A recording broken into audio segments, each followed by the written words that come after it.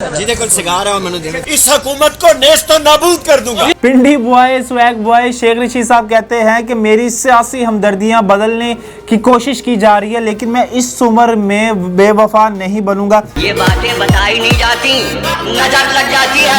शेख रशीद साहब का कहना था कि मुझे एक अहम शख्सियत से मुलाकात के लिए कहा गया, लेकिन मैंने साफ साफ इनकार कर दिया। शेख साहब वो शख्स कौन है मैं नहीं बताऊंगा। शेख साहब कहते हैं कि मैंने अपनी घड़ियां, पैसे और मोबाइल फोन के पासवर्ड पुलिस को दे दिए। शेख साहब आपके मोबाइल फोन में क्या है? नहीं, मुझे मजाक नहीं उड़वाना अपनी चीज का। ठीक है जी, बड़े सख्त लोंडे हैं शेख साहब, कुछ भी नहीं बताएंगे। शेख साहब ने कुछ नहीं बताना। शेख साहब कहते हैं कि मैं घबराहट वाले दिन पैदा नहीं हुआ और मैं इस हुकूमत को निस्तो नाबूद कर दूंगा। शेख साहब, बंदा जब पैदा होता है तो थोड़ी बहुत तो घबराहट होती है ना। पिंडी बॉय अर्ज करते हैं कि आपारा पुलिस का कसूर है, मरी लसबेला और सिंध पुलिस मासूम है।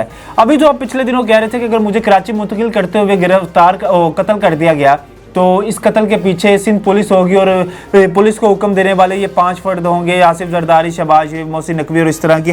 तो अब आप कैसे कह रहे हैं कि सिंध पुलिस मासूम है? डर गए यहाँ तो डर गए हैं, यहाँ तो कोई अंदर इनके ना कोई पैचअप हो गया।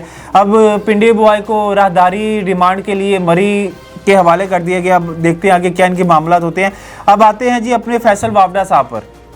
वो कहते हैं कि लोगों के पास तो खाने के लिए कुछ नहीं है, तो वो जेल भरो तहरीक में क्या खाक शामिल होंगे? चढ़ा समझाओ इसे। वो कहते हैं कि खान साहब ने इतनी दस्तकें दी हैं कि लोग आप परेशान हो जाएंगे कि उन्होंने समझे कि घंटी के तार को ना डायरेक्ट कर दिया गया और जहां पर भी फ़ोन मिला रहे हैं हर जगह से यही जवाब मिल रहा है।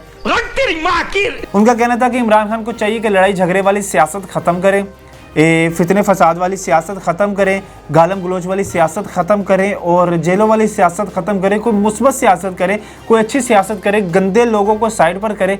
अब ये पता नहीं, न जाने गंदे लोगों को किनको कह रहे हैं, क्योंकि आगे आगे तो फवाद चौधरी, शेख रशीद, असद उमर और शहबाज गिल जैसे ही बंदे हैं, शायद इन्हीं को कह रहे होंगे या कोई और भी गंदे लोग हो सकते हैं। अब हमें तो अंदर की बातों का नहीं पता। ये तो अपने फैसल वावडा साहब भी कह रहे हैं ना कि गंदे लोगों को साइड पर करें और अच्छे लोगों को सामने लेके आए। अच्छे लोग कौन है वो भी नाम ले लें। अब फैसल वावडा ने कहा कि खान साहब की सियासत ख़त्म है, सिर्फ पीटीआई खान साहब के सर पे है और खान साहब पीटीआई के सर पर है और जिस दिन खान साहब की को कुछ हुआ तो पीटीआई ख़त्म है। ये तो फैसल वावडा साहब सबको पता है। बेचारे शेख रशीद साहब साथ देने चले थे, असली बनने चले थे, नस्ली बनने चले थे, अपनी ज़मानतें मुस्तरद करवा रहे हैं, अपने लिए मुश्किलात मज़ीद दिन ब दिन पैदा करते जा रहे हैं। अब हम दुआ करते हैं कि अल्लाह ताला उनकी मुश्किलात को आसान करे और वो अपने घर आएँ और घर आने के बाद एक अच्छी मुस्बत सियासत करें। जो सब कहते हैं ये गालम गलोच वाली या ये फैमिली तक पहुँचने वाली सियासत ना करे। इंशाल्लाह आपसे बहुत जल्द मुलाकात होगी। अल्लाह निगहबान।